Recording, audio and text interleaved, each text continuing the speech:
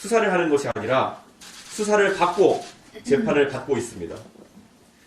이종섭 전 장관님, 예비역 군복에 달린 별 3개가 명예롭게 빛날 수 있도록 즉각 호주 대사 자리를 고사하고 박정훈 대령의 억울한 사정을 풀어낼 수 있도록 그날의 진실을 밝혀주십시오.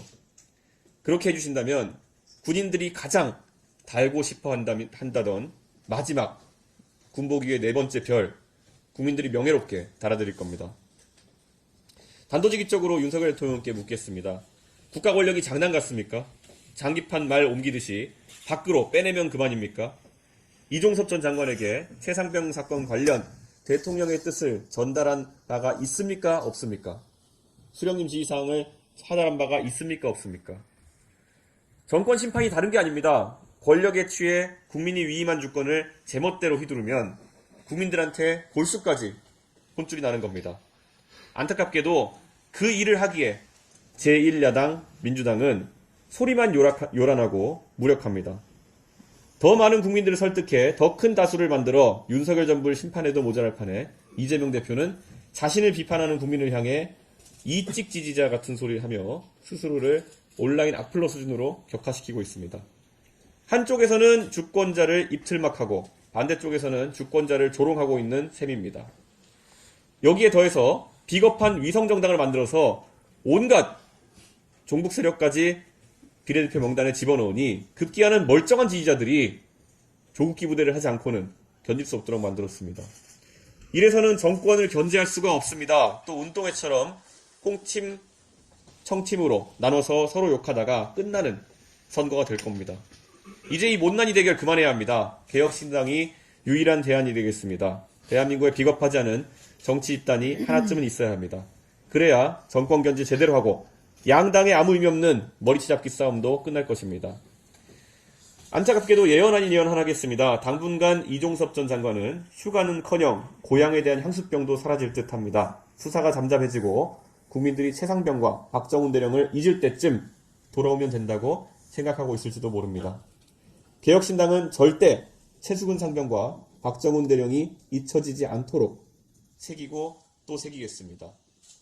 아들을 군대에 보낸 부모의 마음이 전혀 불안감이 아니라 편안함이 될 수 있도록 저희는 이 일을 끝까지 하여치겠습니다. 국민 여러분, 개혁신당에게 이 모든 것을 바로잡을 힘을 주십시오. 가장 윤석열 대통령이 두려워하는 정당, 개혁신당이 될 것입니다. 가장 이재명 대표가 두려워하는 정당도 개혁신당이 될 것입니다. 감사합니다. 다음은 양양대 원내대표님 발언이 있겠습니다. 민주당 용인갑 공천이 확정되었습니다. 국민의힘 검찰 출신 공천에 대해 민주당은 경찰 출신으로 응수했습니다. 결국 거대 양당은 용인 처인구의 미래와 세계를 선도하는 부민강국, 과학기술 패권국가를 놓고 치열한 토론을 벌여야 할 이번 총선을 고작 검경 대결로 만들었습니다. 진영 전쟁과 부정부패에 지친 처인 구민의 한숨은 안중에도 없습니다. 그럼에도 처인 구민은 위대한 선택을 하실 겁니다. 이번 총선에서 진흙탕 싸움이 아닌 대한민국의 역사를 쓰실 것입니다. 그러기에 지금 처인에 필요한 사람은 검경이 아닙니다. 수사기소 전문가가 아니라 반도체 전문가이고 첨단산업 전문가이고 경제 전문가입니다. 과거와 싸우는 사람이 아닌 미래를 개척하는 사람입니다. 정치 경험도 성과도 없는 낯선 신인이 아니라 용인이 키우고 용인 반도체 클러스터를 위해 4년간 국회에서 최선을 다해온 사람이 절실합니다. 제대로 된 일꾼과 함께 처인은 용인의 처인을 넘어 대한민국의 처인을 넘어 세계의 반도체 수도 처인이 되어야 합니다. 이번 처인구 국회의원 선거는 2024 올해 총선의 축소판입니다. 퇴행적인 권력 다툼에만 열중하는 과거 세력과 오늘보다 나은 내일을 위한 미래 세력의 대결이 될 것입니다. 이제부터 거대 양당은 국민이 합리적인 선택을 할 수 없도록 온갖 비난과 네거티브를 일삼을 것입니다. 상대가 이기면 당장 대한민국이 무너질 것처럼 호도를 해댈 겁니다. 대한민국 정치는 아직도 이승만과 김구의 싸움이 계속되고 있습니다. 이제는 건너가야 합니다.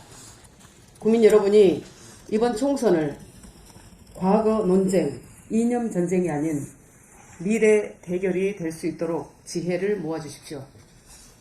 우리 함께 힘을 모아서 과거에서 미래로 함께 갑시다. 감사합니다. 다음은 조국기 의원님 발언이겠습니다. 네, 저도 이종석, 런종석 전 국방부 장관에게 한마디 하지 않을 수 없습니다. 수사방에 공무원 은닉이라는 비난 여론에도 아랑곳하지 않고 대통령의 신임장 원본도 없이 도주하듯 호주로 날아갔습니다. 윤석열 대통령이 이 대사를 임명한 직후 출국 금지 사실이 보도되자 공수처는 부랴부랴 딸랑 4시간짜리 면피성 약식 조사를 했고 법무부는 정광석화처럼 그 다음날 바로 출국 금지를 해제하고 어제 이 대사가 출국하기까지 엿새밖에 걸리지 않았습니다. 가히 군사작전을 방불케 하는 일사불란함에 혀를 내두르지 않을 수가 없습니다. 수사외압 의혹도 중대하지만 윤석열 정부의 은폐 축소 행태는 더욱 심각합니다. 최근 윤석열 정부의 국정 운영은 당직 사관의 눈을 피하려고 하는 내무반 점호식 통치인 것 같습니다. 어떻게든 당직 사관의 눈을 피해 숨기려고 전전긍긍하는 그런 행태를 말씀드린 겁니다. 김건희 여사, 또 이종석 장관 모두 다 꽁꽁 숨기고 있습니다. 공수처 수사를 받고 있는 핵심 피의자를 지휘국 대사로 임명한 게 대통령. 출국금지 주무부처이면서도 인사검증에서 걸러내지 않은 법무부. 그걸 근거로 출국금지 사실을 몰랐다고 항변하는 대통령실. 조서 고치기에도 빠듯할 4시간만 조사하고 최소 2년은 호주에서 지낼 피의자가 앞으로 성실히 수사에 협조하기로 했다고 거드는 공수처. 그걸 근거로 출국금지 해제 조치를 한 법무부. 대통령의 신임장 수여 등 공식 절차도 없이 야반도주하듯 주제격으로 부임하러 간 이 대사. 윤석열 정부 국정의 불통, 밀실, 무능, 무책임이 이번 사건 하나에 모두 집약되어 있다고 해도 과언이 아닙니다. 형식적으로 출국 금지가 해제되었으니 이 대사 출국에 법적으로 아무 문제 없다는 것이 윤석열 대통령의 법치주의입니까? 주요 사건의 핵심 피의자가 딸랑 4시간 약식 조사를 받고 출국금지 해제 신청을 하면 아무라도 출국금지를 해제해 줍니까? 이러면서 화물연대 노동자들에게 그리고 전공의들에게 법과 원칙에 따라 엄정히 처벌하겠다고 하는 것이 법치주의입니까? 제가 아는 법치주의의 핵심은 국민에게 법을 지키라고 강요하는 것이 아니라 대통령을 비롯한 권력자가 막강한 권력을 남용하지 말고 법에 맞게 행사하라는 것입니다. 이 대사가 수사에 협조하겠다고 입장을 밝혔다지만 소환조사가 필요할 때마다 귀국할 가능성은 거의 없습니다. 일단 부임하면 대면 조사는 사실상 불가능하다고 보는 것이 현실적입니다. 또한 앞으로 특검법이 통과돼서 특검 수사가 시작된다면 또 어떻게 할 것입니까? 이 대사의 호주행으로 당장의 의혹은 덮을 수 있을지 모르지만 윤석열 정부는 임기 내내 그리고 그 이후에도 진실규명에 발목이 잡힐 수밖에 없을 것입니다. 이렇듯 대통령이 나서서 사법 절차를 무시하니 2심에서 실형 선고를 받은 피고인이 버젓이 정당을 가집니다. 또 다른 구속 피고인도 정당을 가져서 법적 구속을 피한 피고인과의 형평성 목소리를 투과해달라고 당당히 요구하는 코미디가 일상화된 정치판이 만들어지게 된 것입니다. 이 대사 임명 출국 그 자체가 또 하나의 사건으로 비화되고 말았습니다. 법무부 장관이 이 대사 출국 금지 사실을 대통령실에 보고했는지 보고하지 않았다면 왜 그랬는지 반드시 규명되어야 할 것입니다. 대통령실이 진실 규명을 덮으려고 노력할수록 젊은 해병대원의 억울한 죽음을 권력형 사건으로 키우고 있다는 것을 명심하시기 바랍니다. 조국 대표의 20대 정치 무관심 발언에 대해서도 간략히 한 말씀 드리겠습니다.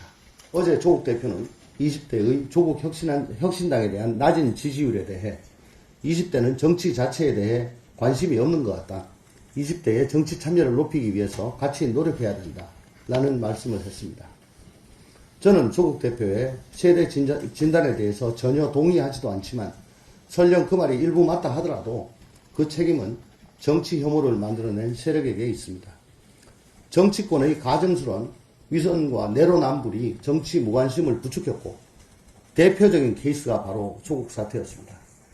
문제는 2030 세대의 정치 무관심이 아니라 위선과 내로남불 당사자의 유체이탈 화법이고 2030 세대에 대한 무지와 무관심입니다.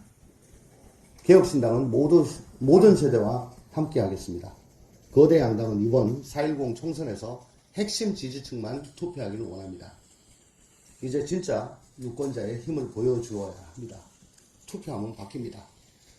거대 양당과 그 위성정당 그리고 그 자매정당들을 심판하는 유일한 길은 우리 개혁신당에 투표하는 것입니다. 감사합니다. 다음 금태섭 최고위원 발언.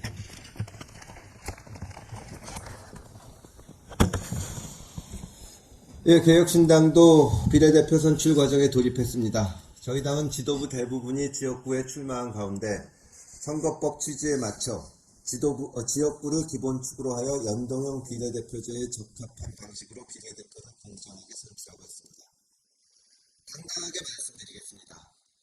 22대 총선에 나온 주요 정당 가운데 선거법상 제대로 된 정당은 개혁신당 하나뿐입니다. 더불어민주당과 국민의힘은 국민을 우롱하고 선거법을 농락하는 위성정당을 만들었습니다. 조국혁신당은 아예 대놓고 민주당의 위성정당 옆 자매정당을 표방하는 비례전문정당입니다. 저 금태섭은 22대 국회에서 1호 법안으로 선거법 개정안을 제출하겠습니다.